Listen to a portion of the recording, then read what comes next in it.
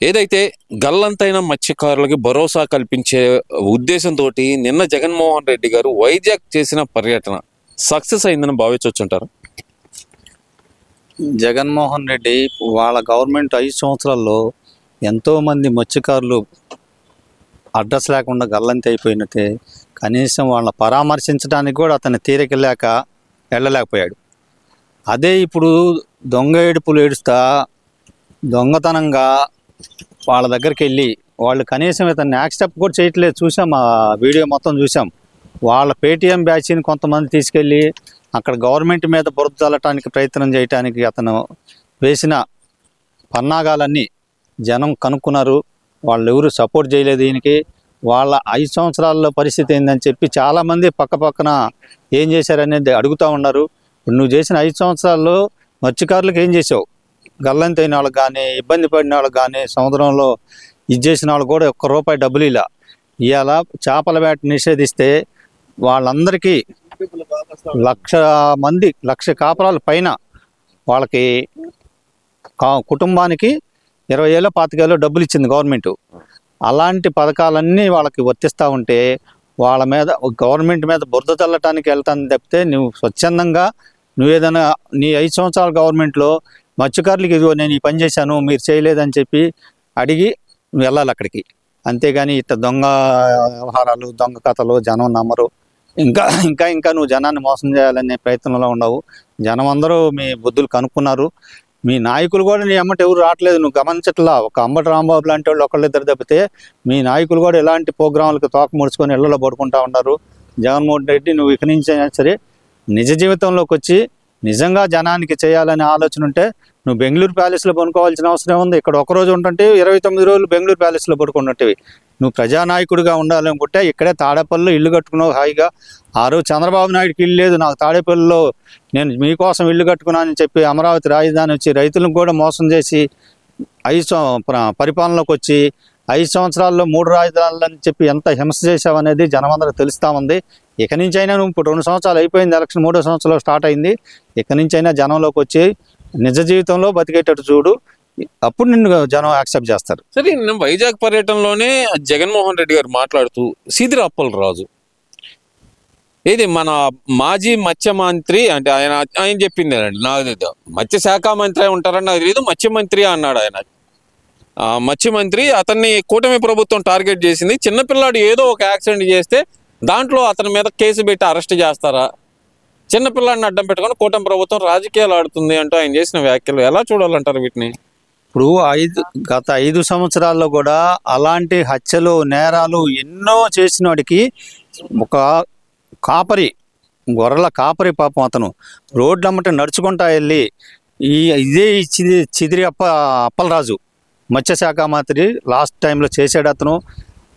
అలాంటి అతను అంత మంత్రి పదవి చేసి కూడా కొడుకు యాక్సిడెంట్ చేస్తే ఇంకో కుర్రాన్ని పెట్టి కొడుకుని తీసుకెళ్ళి హాస్పిటల్లో ట్రీట్మెంట్ చేయించేసి ఇంట్లో పడుకోబెడితే ఒక లారీ డ్రైవర్ చూసి ప్రెస్ వాళ్ళకి చెప్తే ఏబిఎన్ వాళ్ళు వెలుగులో తీసుకొచ్చి అరెస్ట్ చేస్తే ఇంకా బుద్ధి లేకుండా, మీ మంత్రికి బుద్ధి లేకుండా, నీకు బుద్ధి లేకుండా చిన్న యాక్సిడెంట్ చేసే చిన్న పిల్లాడని చెప్తే జనం ఏం ఆలోచిస్తూ ఉన్నారు, మీరేం ఆలోచిస్తున్నారు తెలుసుకుంటే ఇకనైనా జనం మిమ్మల్ని అందరినీ మీరేం చేస్తున్నారు, ఇప్పుడు కూడా ఏం చేస్తున్నారని గమనిస్తూ ఉన్నారు.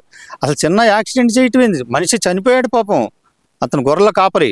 అంటే చనిపోయాడు, తప్పు లేదు, కేసు పెట్టడం తప్పు లేదు, తప్పు అనట్లు లేదు, కానీ హత్యా నేరం కింద కేసు పెట్టి అరెస్ట్ చేయడం ఏంటి అంటాడేంటి? నాకు అర్థం కాలేదు, ఈ చిన్న లాజిక్ అర్థం కావట్లేదు. హత్యా నేరమే కదా, నువ్వు గుద్దేసి బండి అక్కడ పెట్టేసి ముందు పడిన అతన్ని హాస్పిటల్ తీసుకెళ్ళి ట్రీట్మెంట్ చేయించేసి సేవ్ చేయాల్సింది వదిలిపెట్టేసి గుద్దేసి వెళ్ళిపోతే మరి హత్యానేరమే కదా. ఇప్పుడు పొడిచినా ఒకటే, బండి తీసుకుని గుద్దినా ఒకటే కదా హత్యానేరం. దానికి హత్యానేరం చట్టం ఉపయోగపడింది కాబట్టి హత్యానేరం పెట్టారు. అదే నీ కొడుకు నీకు ఫోన్ చేయగానే ముందు ఆ యాక్సిడెంట్ చేసిన అతన్ని తీసుకెళ్ళి హాస్పిటల్లో జాయిన్ చేసినట్టయితే బతికేవాడు. నువ్వు ప్రాణం నిలువును గుద్దేసి ప్రాణం తీసేసి వెళ్ళిపోయినాడు, హత్యానేరం కాకుండా ఏమనుకుంటారు? అంటే మీరు చేసిన 5 సంవత్సరాల అరాచకాలు, హత్యలు ఇవన్నీ మీకు ఒక్కటి చిన్నదిగా కనిపించవచ్చు, కానీ చనిపోయిన వ్యక్తి చాలా చిన్న వ్యక్తి, గొర్రెల కాపరి అన్ని లెక్క చేయకుండా మనుషుల్ని మీరు వెళ్ళిపోయారంటే జనం చూస్తూ ఉన్నారు. ఇక నుంచి అయినా గమనించి జన జీవితంలో ఉండేటట్టు ఉండండి మీరు. అంటే జనంతో. ఈ మధ్యకాలంలో జగన్మోహన్ రెడ్డి గారు ఎక్కడికి వెళ్ళినా చిన్నపిల్లాడు అని ఒక ఊత పదం వాడుతున్నారు. ఎలా చూడాలంటారు ఈ మనస్తత్వాన్ని అసలు?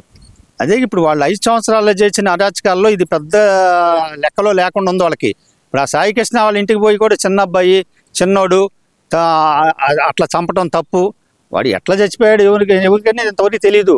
23 కేసులు ఉండి అతని మీద, 23 సంవత్సరాల వయసుకి 23 కేసులు ఉంటే దాన్ని వదిలిపెట్టేసి పరామర్శించడానికి వెళ్ళాడంటే ఇంకా అతను జగన్మోహన్ రెడ్డి అనే అతను ఏ స్టేజ్లో ఉన్నాడనేది మనం గమనించుకోవచ్చు.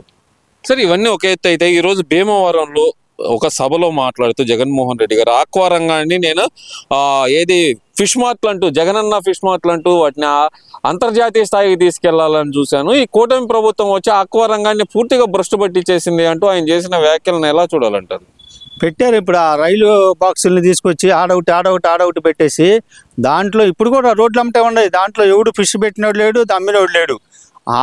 ఆ మంత్రికి ఉపయోగకరం కానీ, ఇక్కడ అధికారులకు ఉపయోగం కానీ, నీకు ఉపయోగం కానీ, అది ఆ రైలు పెట్టెలు ఎందుకు కొన్నారో మీకే తెలీదు. ఒక్కడ కూడా దాంట్లో ఫిష్ అమ్మినాడు లేడు. ఇప్పుడు కూడా ఉన్నాయి. మన ఆటో నగర్ పోతుంటే 2-3 సార్లు కనిపెడతా ఉంటాయి రోడ్డు అమ్మటి. ఇంకా ఆయన చేసింది ఫిష్ వాళ్ళకి కాదు, జనానికి ఏం చేశాడు? ఆక్వా రంగానికి మేలు చేయడానికే నేను ఏది జగనన్న ఫిష్ మార్ట్లు తెచ్చాను అంటున్నారు కదా మరి ఆయన. ఆక్వా రంగానికి 5 సంవత్సరాల్లో ఏం చేశారు అనేది మన గవర్నమెంట్ వచ్చినాక ఆక్వా రైతులందరూ బయటకు వచ్చి లబో దిబో అని ఏడితే చంద్రబాబు నాయుడు వాళ్ళకి ఏం చేశాడు అనేది జనం అందరికి తెలుసు. ఆయన ఇవాళ దొంగ ఏడుపులు ఏడ్చినా సరే జనం ఎవరు యాక్సెప్ట్ చేయరు. నువ్వు ఆక్వా రంగానికి ఏం చేసావో ఆ బాక్సులు కొని దానికి కమిషన్ తీసుకొని నీ ఆఫీసర్లు కానీ, నీ నాయకులు కానీ ఏం చేశారో ఒక్కడ కూడా దాంట్లో చేపలు అమ్మితే కదా నువ్వు ఆక్వా రంగాన్ని బయట తీసుకొచ్చేది. దాంట్లో ఒక్కడ కూడా చేపలు అమ్మినాడు లేడు. ఓకే, ఇవన్నీ ఒక ఎత్తు అయితే కనుక వైఎస్ఆర్సీపీ సీనియర్ లీడర్ అంటే ఒక రకంగా చాలా పార్టీల్లో పనిచేశారు. ఆయన 2 సార్లు మంత్రిగా పనిచేశారు, ఒకసారి ఎంపీగా పనిచేశారు. కాపుల్లో సీనియర్ నేత అని చెప్పుకునే ముద్రగడ పద్మనాభరెడ్డి గారు చనిపోయారు. కానీ అక్కడ కూడా ఒక రకంగా తన సొంత కూతుర్ని తన తండ్రి చివరి చూపుగా చూడకుండా అడ్డుకోవటాన్ని ఏంటంటే ఇది ఎలా చూడాలి అసలు దీన్ని? అసలు ముద్రగడ్డ పద్మనాభం గారు మన టీడీపీ నుంచి ఎన్నో పదవులు చేసి ఆయన పెద్ద నాయకుడిగా గుర్తింపు తెచ్చుకున్నాడు. అలాంటి నాయకుడిని జగన్మోహన్ రెడ్డి వాళ్ళ ఫ్యామిలీని కానీ ఆయన్ని కానీ ఎన్ని ఇబ్బందులు పెట్టి, ఎన్ని హింసలు పెట్టి అతని సావుకు జగన్మోహన్ రెడ్డి కారణం. ఇవాళ కూతురు కొడుకు కాదు, కూతురికి దూరం చేసిన జగన్మోహన్ రెడ్డి. ఇవాళ వాళ్ళ పేటీఎం బ్యాచ్ని అక్కడ పెట్టేసి కిర్లంపూడిలో ఎంత అరాచకం చేస్తున్నారో పొద్దున్నుంచి ప్రెస్ చూస్తూనే ఉన్నాం. ఆ అమ్మాయిని శవం దగ్గరికి వెళ్ళనీరు. ఎవరు ఆ అమ్మాయి? అతని కూతురు. ఎన్నో ఉండొచ్చు, బతికున్నప్పుడు రకరకాల మనస్పర్ధలు కలగవచ్చు. చనిపోయినాక ఎవరైనా సరే మనిషిని చూడనీయకుండా ఉండారంటే ఇవాళ జనం అంతా చూస్తూ ఉన్నారు జగన్మోహన్ రెడ్డి నువ్వు చేసే అరాచకాలు. ఆ అరాచకాలు ఇది కూడా ఒకటి. అంటే ఇక్కడ నిన్నటి నుంచి చూస్తున్నాం సాక్షిలో ఒక సెక్షన్ ఆఫ్ పీపుల్ కానీ, లేదంటే కనుక సాక్షి యాంకర్ ఈశ్వర్ గాని మాట్లాడుతుందంటే చంద్రబాబు నాయుడు గారు చేసిన దమనకాండ వల్లే మనస్తాపం చెంది ఆయన చనిపోయారు అంటే ఒక కథనం అయితే వచ్చింది. దాని మీద ఎలా చూడాలంటారు? అప్పుడు రైల్వే దహనకాండ ఎవరు చేశారనేది జగన్మోహన్ రెడ్డి తెలుసు, సాక్షి పేపర్ తెలుసు, సాక్షి టీవీకి తెలుసు, అందరికీ తెలుసు. ఆ దహనకాండ దెబ్బకే పద్మనాభం గారు ఏమయ్యారనేది అప్పటి నుంచి ఎంత హింస పడుతున్నాడో, ఆయన ఏం చేశాడో ఆయనకి తెలుసు, జగన్మోహన్ రెడ్డి తెలుసు, వాళ్ళ ప్రెస్కు తెలుసు, వాళ్ళ ఛానల్ తెలుసు. ఇవన్నీ జనానికి తెలిసినాయను. మీరు ఎన్ని మసిబూసి మారేడుగాయ చేయాలన్నా జనం మిమ్మల్ని నమ్మరు. మీరు ఇక నుంచి జనజీవన శ్రవంతిలో కలవాలంటే ఇలాంటి పిచ్చి ప్రాలోపనలన్నీ మానుకొని జనానికి నిజం ఒప్పుకోండి. ఇలా వాళ్ళ కూతుర్ని మీరు రానియట్లేదంటే ఎనమాలు మీరు ఉన్నారనేది అందరికి అర్థమైపోతుంది. మీ బ్యాచ్ అక్కడ చేరారు, లేకపోతే అక్కడ కిర్లంపూడిలో అమ్మాయిని ఆపేవాడు ఎవడు లేడు.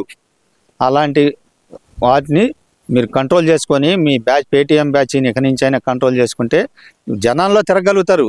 అంతేగాని ఇలాంటి పిచ్చి ఆలోచనలన్నీ మానుకోవాలని చెప్తా ఉన్నాం. Thank you.